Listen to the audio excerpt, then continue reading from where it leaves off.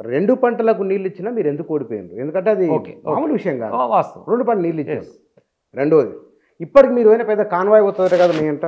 మీరేమి ఇప్పుడు అధికారంలో కూడా లేదు. ఏం లేదు. సరే, ప్రజలు ఎందుకో నిజంగానైతే నాకు కూడా ఇప్పటికీ అందించట్లేదు.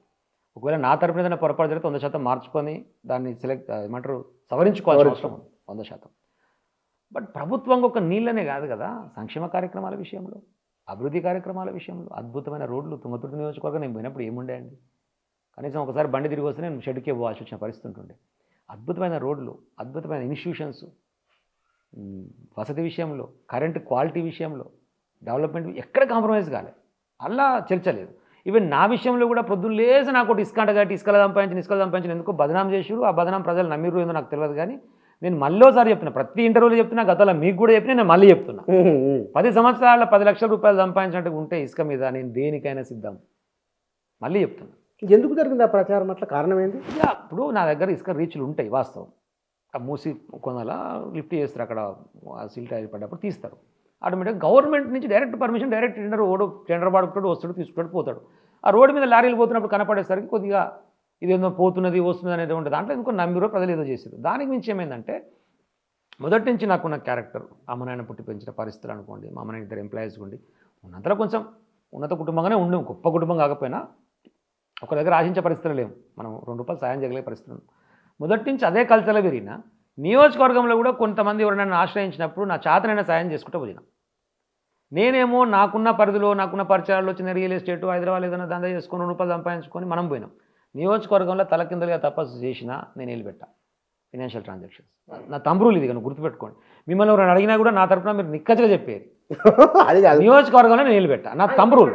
కానీ ఏమైపోయింది, నేను పోయి తిరిగి 2 రూపాయలు అక్కడిక్కడ ఖర్చు పెట్టుకుని తిరిగేసరికి, అమ్మ కిషోర్ గారికి ఇసుకలో బాగానే వస్తున్నాయి, ఇస్తున్నాను అట్లా అనుకున్నారు. అయితే ఇది కౌంటర్ చేయాల్సిన పరిస్థితి. దీంట్లో ఇంత బదనామైందని అనే విషయం మనకు ఓడిపోయిన తర్వాత తెలిసింది. మనం ఆ పవర్ ఉన్నప్పుడు గెలిచి నడుచుకుంటూ పోతున్నప్పుడు ఏర్పడదు కదా మనకు, మన దగ్గర రీచ్ కావుగా కొన్ని విషయాలు.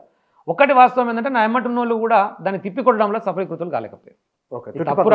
నా ఎమ్మటున్న ప్రతిదీ నేనే చెప్పలేను కదా, ఇప్పుడు నేను ఇంకొకరిని చెప్తున్నా, లేదరా మా సార్ అట్లా కాదు, మా ఎమ్మెల్యే గారు ఇట్లా కాదు అని నా తరపున వాదించి చెప్పే విషయంలో సఫలీకృతం కాలేదు, అది కనపడుతుంది.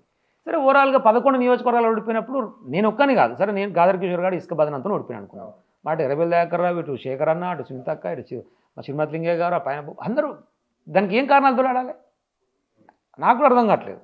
అంటే నాకు అర్థమైంది ఏంటంటే, పబ్లిక్ అనుకుంటుంది, నేను ఇంతకుముందు కూడా చెప్పిన, ఇప్పుడు అనుకుంటున్నా, అప్పుడు 14 ఎన్నికలప్పుడు ఏందో ఈయనకు ఇచ్చినాం కదా, 10 ఏళ్ళు చేసింది కదా, ఇట్లనే ఉంటాయి, రేవంత్ రెడ్డి ఇంకెక్కువ ఇస్తా అంటుండగా చూద్దాం, ఆశాజీవులు కదా వాళ్ళని కూడా తబ్బట్టనికలే ప్రజలు అనుకున్నారు.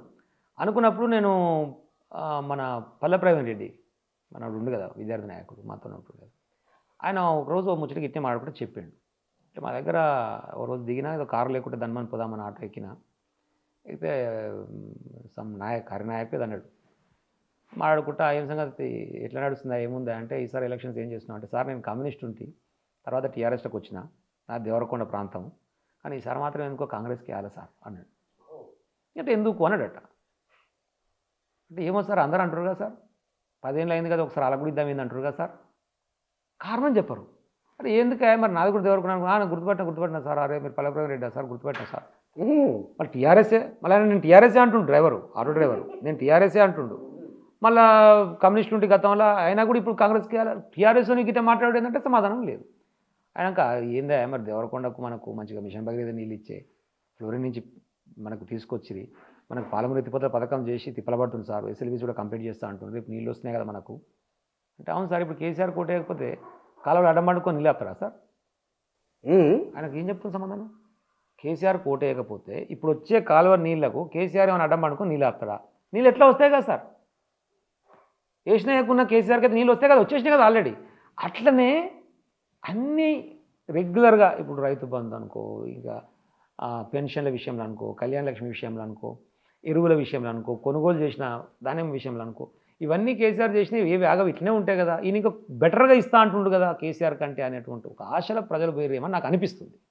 ఇవి అన్నీ విన్న తర్వాత, అంటే ఈ మధ్య చెప్పి నాకు ఈ విషయం ప్రవీణ్, అప్పుడు చెప్పలే, ఇది విన్న తర్వాత నిజమే అనిపించింది. ఒక 3 నెలలకే మళ్ళీ మనోడు ఏదో పని మీద అడిగిపోయాడు, మళ్ళీ కలిసిండు, లబో దిబో ఏమైందిరా అంటే, ఫస్ట్ గవర్నమెంట్ రాగానే పడ్డటువంటి దెబ్బ వాళ్ళ మీద పడ్డది, ఆటో డ్రైవర్ల మీదనే. మహిళలకు పెట్టినటువంటి దాంతో సార్ గిట్ట అనుకోలేసరికి అమ్మ నా బూతులు తిట్టుకునేవాడు, నాకు 3 ఆటోలు ఉంటే నేను ఒకటి నడుపుకుందు, 2 కిరాయికి ఇద్దు, వీటిని చూసుకొని నేను 60 లక్షలు ఇల్లు కట్టినా, వీళ్ళ మొత్తం దివాలా తీసినా, మేము కథమైపోయినాం, మేము వీడు ఇట చేస్తాను అనుకోవాలి, వాడు అట చేస్తాను అనుకోవాలి, వీడు ఏదో చేస్తాను అనుకుంటే. అట్లా నేను ఈ ఒక్క నాయక్ విషయంలో చెప్పలేను, ఎగ్జాంపుల్ కాదు, ఒక్కని చెప్తున్నా. ఇట్లా అందరి విషయంలో ఇప్పుడు తెలంగాణ కనపడుతుంది. కానీ ఇక్కడ మీరు అన్న మంచి పాయింట్కి వచ్చిన మనం, అంటే ఈ ప్రభుత్వం పనితీరు పైన ప్రజల్లో వ్యతిరేకత ఉంది. ఈ వ్యతిరేకత మీకు అనుకూలంగా లేదు అని నేనంట, మీరు అంగీకరిస్తారా? ఇప్పుడు మనకు అనుకూలంగా ఉంది లేదనే విషయంలో ఇమీడియట్గా మనం డిసైడ్ చేయడానికి లేదు కూర్చొని. మళ్ళా నీకు ఎమ్మెల్యే ఎన్నికలు వచ్చి ప్రజలు ఓట్ల రూపంలో నిర్దేశిస్తే తప్ప నువ్వు నేను అనుకోవడానికి లేదు. ఇప్పుడు ప్రజాస్వామ్యంలో నీకు కనిపించేటువంటిది ఎక్కడైనా సరే ప్రజలు ఎవరి పక్షాన్ని నిలబడనేటువంటిది ఎలక్షన్స్ ద్వారానే కనపడుతుంది. అవును. బయట మేము ప్రజల కోసం పని చేయాలి కాబట్టి, ప్రతిపక్ష పాత్ర ఇచ్చిన ఏ పాత్ర ఇచ్చినా పోషించాలి కాబట్టి మేము కొట్లాడుతున్నాం ప్రజల కోసం. నేను ఎందుకు అంటున్నా మాట అంటే, మీరు ఒక పిలుపునిస్తే ప్రజలు స్వచ్ఛందంగా ఆటో డ్రైవర్ల సమస్య ఉంది, రైతు భరోసా పడలేదు, వాళ్ళకు కళ్యాణ లక్ష్మి ఆగిపోయింది, ఇంకా డబ్బులు రాలేదు అంటే వాళ్ళంతా సమస్యలు ఉన్నట్లే. మీ పిలుపు అందుకొని స్వచ్ఛందంగా ప్రజలు వస్తున్నారా, దానికి ఇండికేషన్. అసలు మీకు ఇక్కడ అర్థం కావాల్సిన విషయం ఏంటంటే, ఎవరికి పిలుపునియాలి? మేము పిలుపునిస్తే ఏమంటారు? మేము ఏం చేయకున్నా, ఏం మాట్లాడకున్నా, ఏం చేయకున్నా ఏం మాట్లాడుతున్నారు? ఏదన్నా ఇష్యూ గురించి ఎవరన్నా మాట్లాడంగానే ఏది బీఆర్ఎస్ వెనక ఉండి చేపిస్తారు అంటారు. మీరు వింటుర్రా ఈ మధ్య? నిన్న సీతక్క గారు ఏదో చిట్ చాట్ లేదో మాట్లాడుకుంటా, మేము ఈ 3600 గ్రామ పంచాయతీలలో గ్రామ సభ నిర్వహిస్తే ఒక 140 గొడవలు అయినాయి, నాట్ ఈవెన్ 4%, అది కూడా బీఆర్ఎస్ వాళ్ళు పంచాయతీ చేసిర్రు. ఊళ్ళల్లో గ్రామ సభలు అవుతున్నాయి. ఇప్పుడు మీకు కూడా ఉండొచ్చు, మీ దృష్టిలో కూడా ఉండొచ్చు ఎట్లా అవుతున్నాయి అని. ఇప్పుడు మీరు కూడా చూస్తారు. ఇప్పుడు ప్రజల వ్యతిరేకత లేదు, అదంతా ఎందుకు వస్తుంది?